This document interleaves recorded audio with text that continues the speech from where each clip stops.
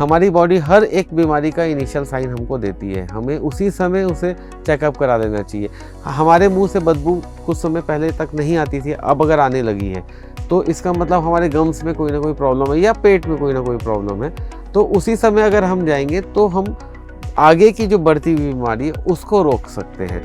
अगर हम आगे के दांत में हुआ है या हम रुके रहें कि एक बार और अच्छे से पूरा देख लेते हैं कि भाई कुछ और तो नहीं बढ़ रहा है, तो उसमें बीमारी काफ़ी स्टेज आगे तक चली जाती है, जिसमें पूरा वापस आना या पूरा ठीक करना कई बार संभव नहीं हो पाता है। टेढ़े मेढ़े दांत की जो समस्या है वो हम सब देखते आए हैं। मैं बताना चाहूँगा कि आजकल के जो माँ बाप हैं वो थोड़े से ज़्यादा घबराए हुए रहते हैं अपने बच्चों के दांतों के लिए। पहले हमारे समय में या पहले देखा गया है कि भाई टेढ़े मेढ़े दांत हैं तो पहले वो हुआ कम करते थे टेढ़े मेढ़े दांत, आजकल वो ज़्यादा देखने को मिल गए केसेस।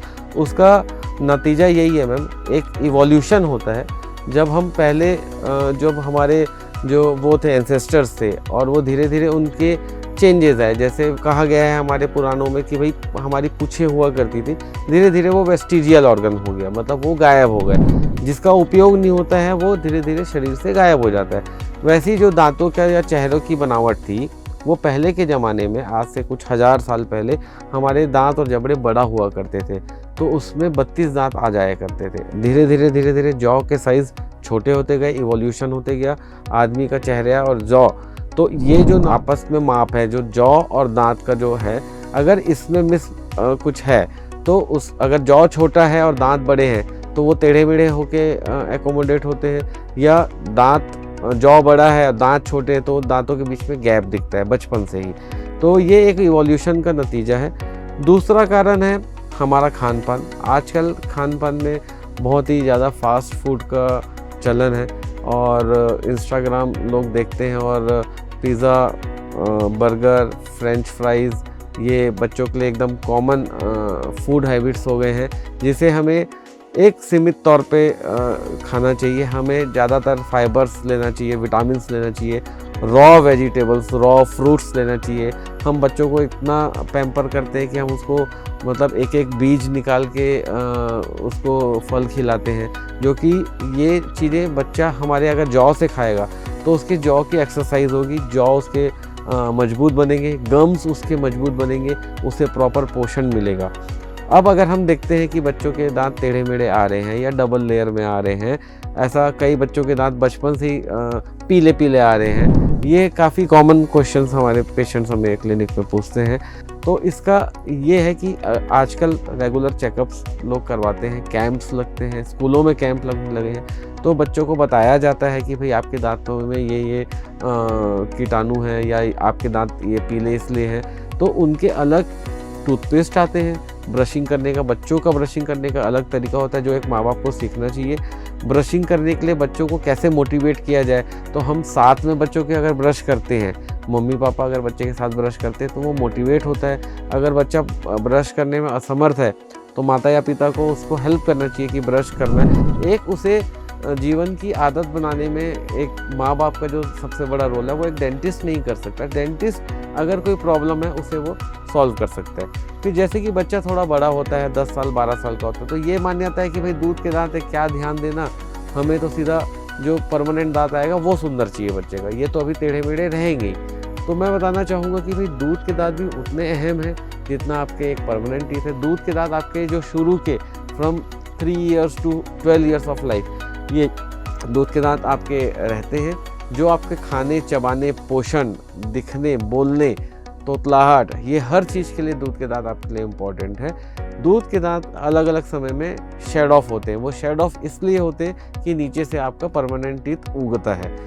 दूध के दांत और जो परमानेंट टीथ है, दूध के दांत आपके एक परमानेंट टीथ के लिए रोड मैप बना के रखते हैं। तो दूध का दांत अगर पहले झड़ जाए समय से या पहले ही टेढ़ा मेढ़ा है तो नीचे उगने वाला जो परमानेंट टीथ है वो सही जगह में सही तरीके से नहीं आएगा। इसीलिए देखा गया कई बच्चों के दांत ऊपर से आ जाते हैं, कई टेढ़े मेढ़े आ जाते हैं। फिर उनका हम ब्रेसेस ट्रीटमेंट होता है। इनके ट्रीटमेंट में ब्रेसेस ट्रीटमेंट काफ़ी कॉमन है। तो माँ बाप को लगता है कि भाई वो परमानेंट टूथ में ही करना चाहिए। तो मैं बताना चाहूँगा एक सही एज ब्रेसेस ट्रीटमेंट की करीबन डेंटिस्ट के पास अगर आप जाते हैं तो 10-11 साल से शुरू होते हुए 14-15 साल तक कर सकते हैं। इसका एक और कारण है कि बच्चे 10th और 11th के बाद बाहर पढ़ने चले जाते हैं या बाहर कोर्सेज करने चले जाते हैं, फिर उनका कॉलेज लाइफ चालू हो जाती है, तो वो उस ट्रीटमेंट को उतने मोटिवेटेड तौर पे नहीं करवा पाते हैं। जबकि जो 6th, 7th, 8th स्टैंडर्ड के बच्चे होते हैं उस समय में कंपैरेटिवली उनके मिक्स्ड डेंटिशन जो बोलते हैं, जिसमें दूध के दांत पूरे लगभग झड़ जाए रहते हैं और पूरे नए दांत आ जाए रहते हैं, तो उनको हम सही समय पे मूवमेंट करा के अच्छे से जमा के कर सकते हैं। और आजकल ब्रेसेस के ट्रीटमेंट में भी इनविजिलाइन या इनविजिबल अलाइनर्स जिसको कहा जाता है, वो ट्रीटमेंट भी है जिसमें हम ब्रेसेस पहनने की ज़रूरत नहीं होती है।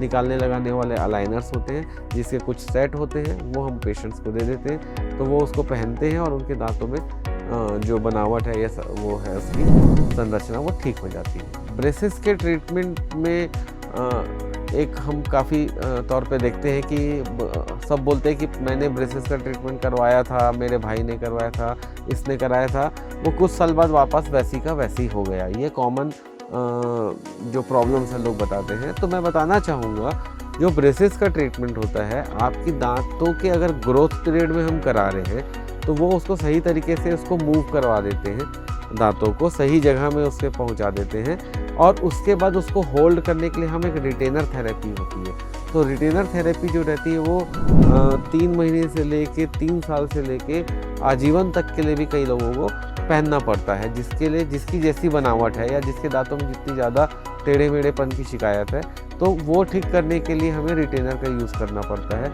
और रिटेनर यूज़ करने के बाद अगर सही तरीके से किया जाए तो वो दांत कभी फिर वापस से रिलैप्स नहीं होते।